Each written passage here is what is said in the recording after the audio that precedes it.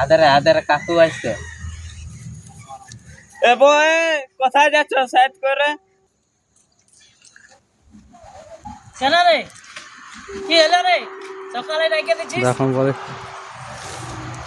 আর ধান গুলা কে ঝাড়বে? দাদু যে আমরা করতে বলছে বলছে কাকু আসবে আর ধান গুলা ঝাড়া করাবো। তো ডিউটি গেছে ও। তো ধান গুলা যে ঝাড়িবে, তো তোরা কি করছিস রে? তোরা কি করছিস?